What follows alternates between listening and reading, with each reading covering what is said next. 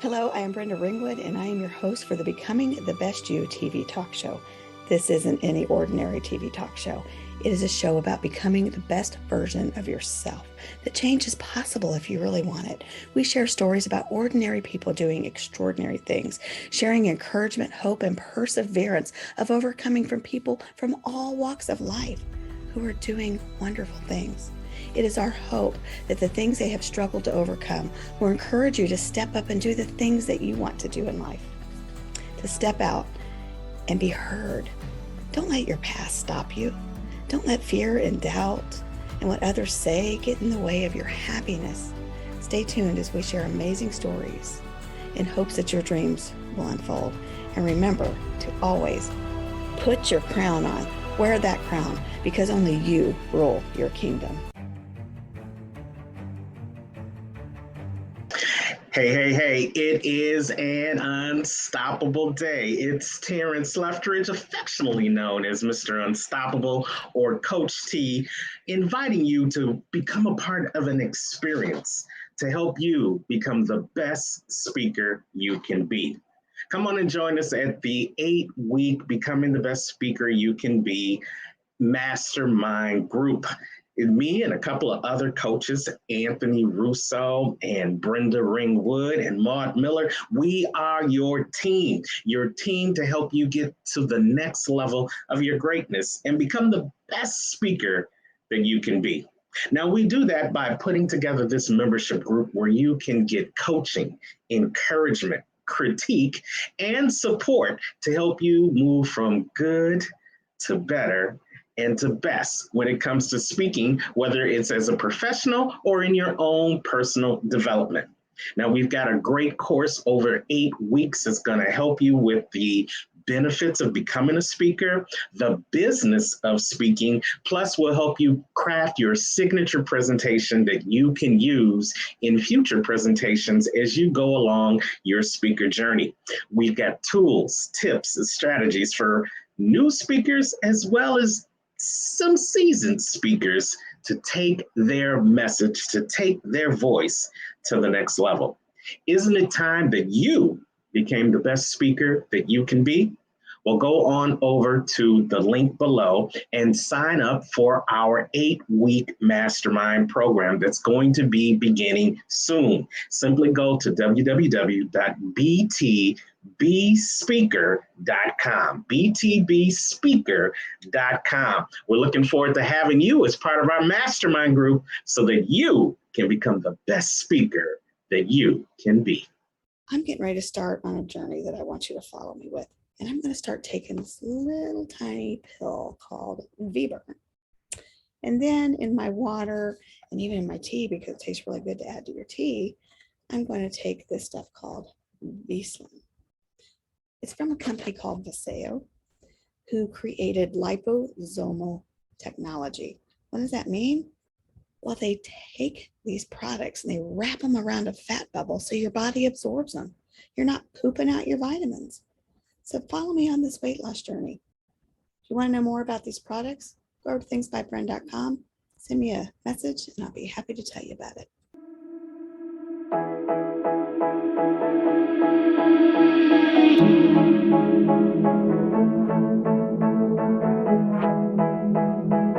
You know, I had the opportunity to drive to West Virginia from Kansas and spend a few days with Patch Adams, the Patch Adams, you know, the one that Robin Williams did the movie about, the one called Patch Adams. I got to meet him at the Gesundheit Institute and hear his story directly from him, the early stages, what his life was like, and how all of this kind of transpired. So I'd like to welcome to the stage Mr. Patch Adams, along with myself, Brenda Ringwood, the Professor of Change. I hope you enjoy. Well, Patch, what do you think of when you sit on this front porch looking out at your amazing property? I mostly think about gratitude. What are our current needs? I immediately go to the full need, the building of the hospital, all the buildings, the clinic, the emergency room, and our residents so that we can live here and practice and be a model. That's really what I'm always thinking about. dream of creating a free hospital is 51 years old. You know, in a 51-year-old project, it's not uncommon to have close friends or new acquaintances say, "Oh, come on, Patch, give it up. You know, it's not happened, and you've really tried hard, and look how far you've come." Ah, I have never been discouraged, not for 1 second. You know, it's not, I don't think, the idea in an activist to give themselves a deadline, and if it's not there, then they'll just give up. All of the problems that were problems when we started out that made us want to address healthcare as a business and return it to a service and a loving, playful service. That is how, and I can sit here in the 51st year and look around and say, that wasn't here before, that wasn't here before. And I see a gigantic building that I know is the future teaching center, and I'm working for it. I'm okay. When the 60s happened and I gave my life to peace and justice, you know, where my ideal world where no one alive remembers what the word war means, there are still many wars right now. Russia and Ukraine are nightmares to all of us that know and love these countries. And still, maybe through TV and the news and movies, so much celebration of war and combat and manliness and all of that stuff is there. And parallel to it are the people like me who say, let's show what it would be like if that wasn't the case. If love was our currency and fun was our effort and direction.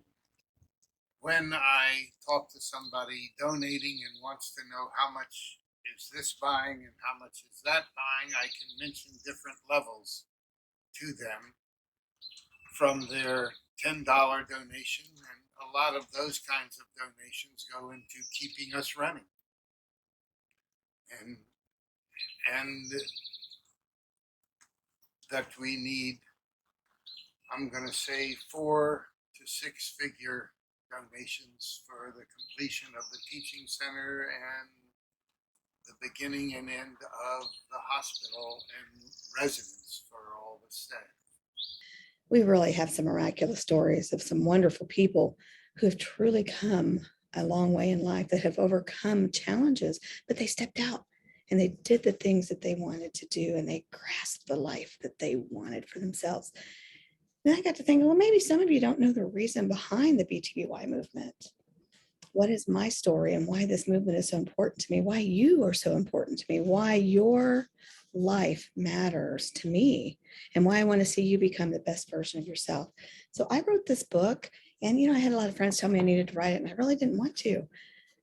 But the more I do this, the more I felt that it was needed just for myself even to heal. So if you've got a story out there, sometimes it helps to write it down. And my book is called When the Truth Hunts You Down by Brenda Ringwood. You can get it on Amazon. It's real short. It's just about 100 pages. So go check it out on Amazon. I'd love to hear more from you and what you think about the show and this movement.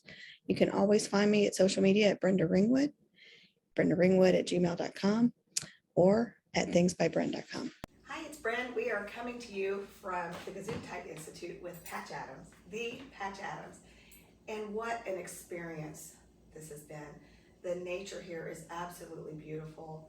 The buildings, the artwork, the people, the hiking trails, the wildlife, the sounds, the weather, just everything. Everything this place touches stands for something.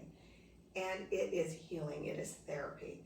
Patch, I got to start with some of the hard questions. I just do, because everybody thinks that you started right here. I started.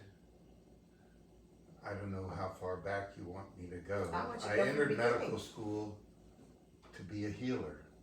I entered medical school to love patients, to care for them. And what I saw was racial prejudice, sexual prejudice. I saw doctors arrogant and treating nurses like less than they are. It wasn't really teamwork and it wasn't fun. And I am a nerd. I did very well in school, but I didn't fit in to their style, and so I started to think in medical school, and it was the 60s also. I was in medical school 67 to 71, which was probably as revolutionary a time in the US as we've ever had after the original revolution. So I thought, very quickly I thought healthcare should be free, a gift to the society, and fun. And I was trained to be a doctor in 3 to 7 minutes, but people are a lot more complicated than that. Yes. And I started to interview people 3 to 4 hours. Really getting into their history and what's going on with them. Well, I liked 19th century novels. And so I would talk with people, whether it was in the grocery store or in a bar or wherever, about health and their life. And I knew probably by my junior year that I would create my own place. And I started to think, again, being the 60s, it was a farm, it was a place where the staff and the patients lived together. Right. And that's kind of where I was when I graduated in 1971. And you were in the state of Virginia? I went to the Medical College of Virginia, 67 to 71 in Richmond. And then I graduated, I moved with my mom in Arlington, Virginia. And I basically told people I was a free doctor, they could come and see me, and didn't really have a place to see people except the living room or another room if they wanted more privacy, or outdoors, going for a walk. So no clinic or office building, it was your home. Right. And I loved how respectful people were for doctors, in that it felt like they would tell you everything. You just had to ask casually. Right. And comfortably. And so it's during the time that I started is when I started to do 3 or 4 hour initial interviews to really get to know a person. I don't think I've ever spent that much time with a doctor in my life. And people are complicated, and I think that I saw that if you wanted a story, they would give you a story. And I loved it. I loved it. I very quickly saw, partly because I myself, at 17, 3 times was in a mental hospital and given drugs. I hated the drugs and hated the hospitals. Right. And then I was present at Martin Luther King's I Have a Dream speech, and I instantly changed and decided at 18 to never have another bad day. What a choice. To be 6 qualities: happy, funny, loving, cooperative, creative, and thoughtful, as who I am, and also as a possible influence to patients, because it was very quick when I started to interview people a long time. I found out that their relationships weren't wonderfully happy, that the usual person didn't like themselves, didn't like their wife, didn't like their job, and that wasn't why they were seeing the doctor. They were seeing a doctor for symptoms. Wow. But that's so true. And so I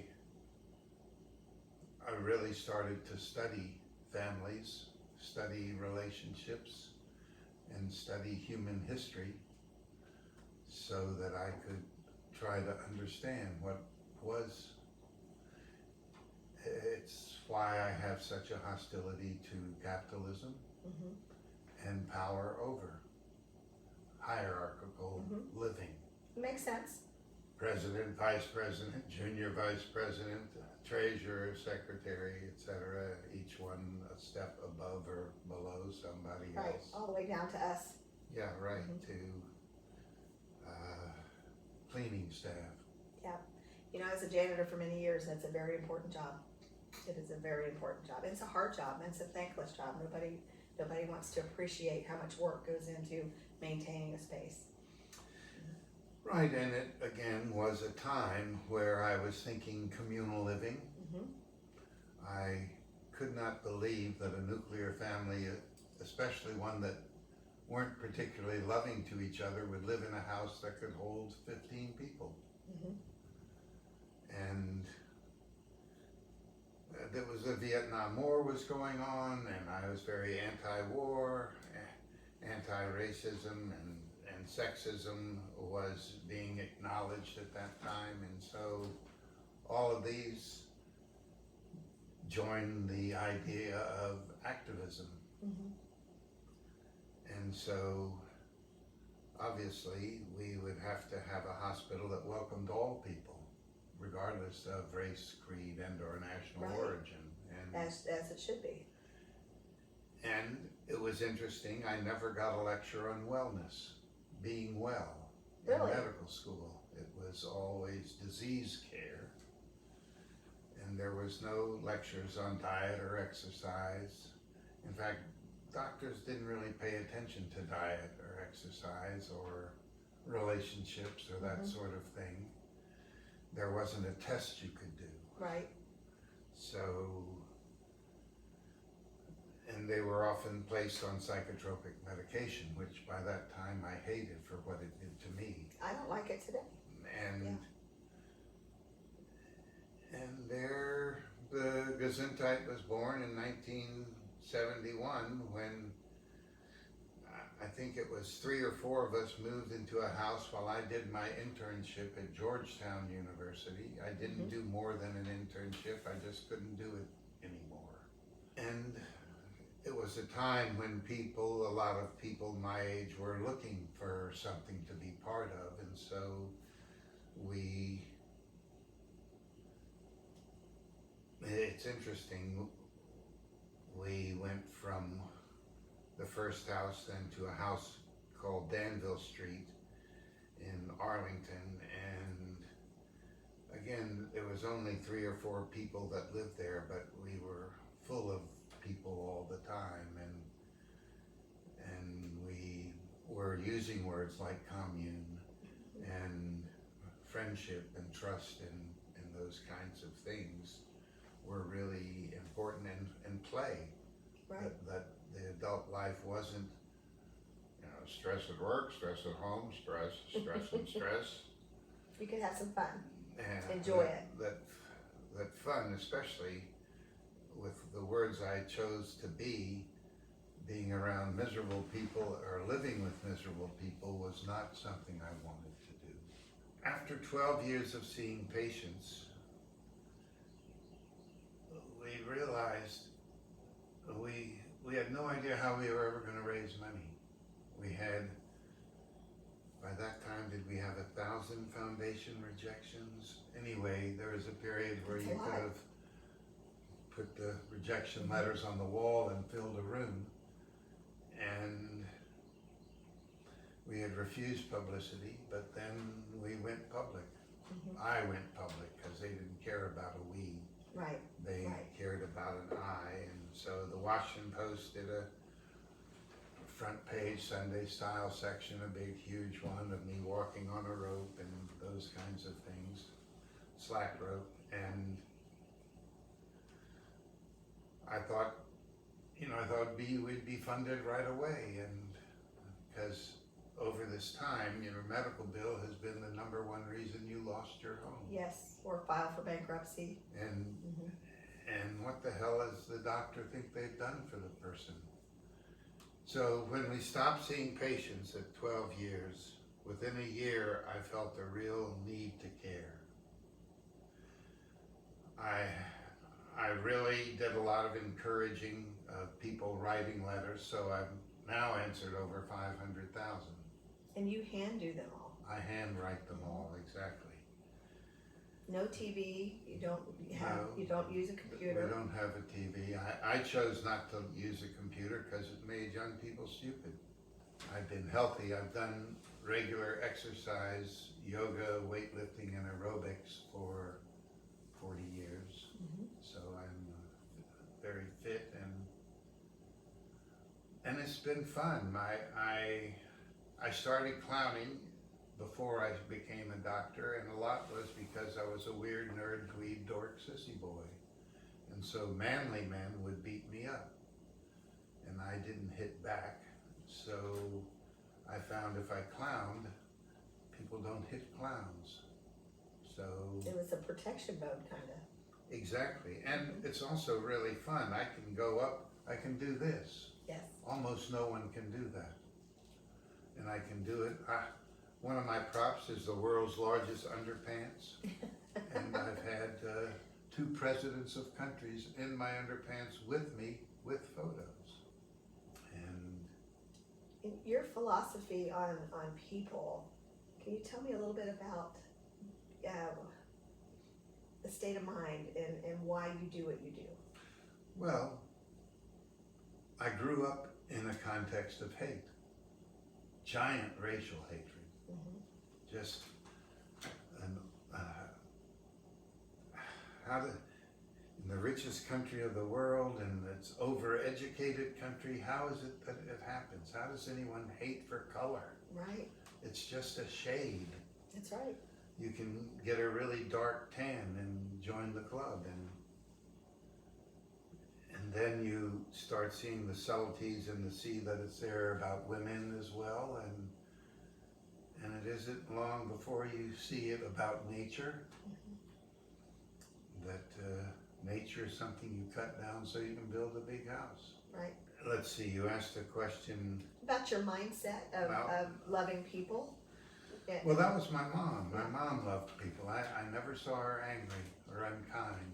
Wow. She was a military wife. Dad was away, and war destroyed him, which is why I'm strongly anti-war, or a reason. And he didn't really participate in his kids. I mean, In that generation, especially being military men, did not. and mom was love, love, love. Whatever she couldn't have with her husband, she seemed to have with us. Not sexually, but Right. but friendly and playfully. She was a school teacher, an elementary school teacher, and she loved her boys. And I mean, the 60s were weird. Long hair was weird for her, and the freedom in marching and all of those things were, she was what they call first family of Virginia. So she was related to the first white people that lived in Virginia. I see. And I went to some of those meetings. That was really weird. It was. And you feel that humor and joy will help those that need therapy for the brain for any type of mental illness. well, you understand, I've never given a psychiatric diagnosis or psychiatric medication. I publicly say I never disliked the patient enough to do that. Oh. I don't believe depression is an illness. It's the #1 prescribed medicines or antidepressants. It's a symptom of loneliness, but you'd never be able to give a pill for loneliness. Right. Tell me your vision. Tell them out there what it is that I know you talked a little bit about the teaching center and the hospital, but talk about your vision. What I talk about is a 40-bed rural primary care hospital. Surgery, OBGYN, pediatrics, internal medicine, family practice. Can we talk about the movie a little bit and why that didn't help the Institute? Well, it did help secondarily, because people in their letters or people say, I saw the movie. Right, so it brought them to you. Right. What brought that about? How did it come about that you were asked to do a movie? Well, we had 2 movies before that. Did they work with you on the movie to make it accurate? Did they ad-lib, or did they change it? I mean, what? No, they changed it. They tamed it. Yeah. Oh, they tamed it. They they didn't really, to my knowledge, talk to me while writing it. They talked to me before, and I couldn't think of a better person to do it than Robin. I loved him. It's interesting, for me, he's an extreme introvert and I'm an extreme extrovert. But you wouldn't know it with his acting and his comedy and the things he went through. People don't give him a break. Everybody recognizes him and they come up to him, oh, Robin, I love you, I love you. And so he hides from people. Yeah. And it was a very popular movie. And they promised to build their hospital. So even if it was a horrible movie, the promise that they would build it was there. They've never checked with me. They've never answered my 5 letters.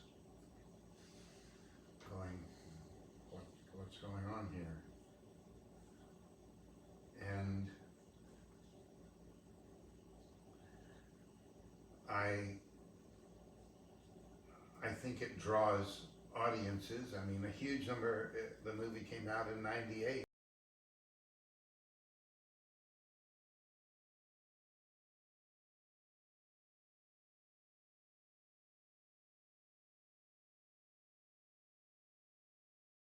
I hope you enjoyed hearing Patch Adams' story.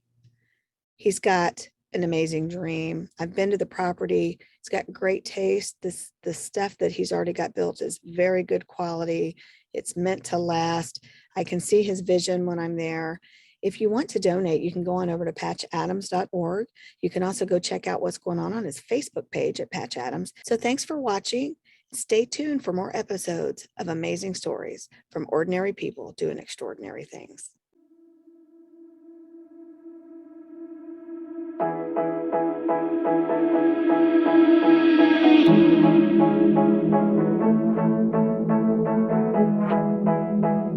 I have some exciting news. Patch Adams is going to open up the Gesundheit Institute for a Moonshine Festival. He's going to call it Mooning with Patch. It's Labor Day weekend this year. Great prices. All the money goes to his organization to help build his facilities. The teaching center first, and then finish up with the hospital. Of course, some of the donations will go to actually run the festival, but the rest of them all go to build his buildings. Can you imagine letting his 51-year-old dream come true? Wow. Go on over to thingsbybren.com and grab those tickets. You have 3 options. You can go for one day, you can go for both days, or you can buy VIP tickets, which has a whole bunch of stuff included. Go on over to thingsbybren.com and grab those tickets. This is going to be an amazing event. Hello, this is Erin Page, your host for Dream Party KC 2022. What does DREAM stand for? It stands for Dare Radiantly Every Day and Moment. And if you are ready to ignite the spark within your dreams and in your life, this is the event for you. August 28th, 2 to 5, we will also have an opportunity to do mindset activities and give you the tools to take home with you so you can continue to become the best version of you and take those dreams and ignite them. I look forward to seeing you very, very soon here in August. Go ahead and reserve your seat today at erinpage.com.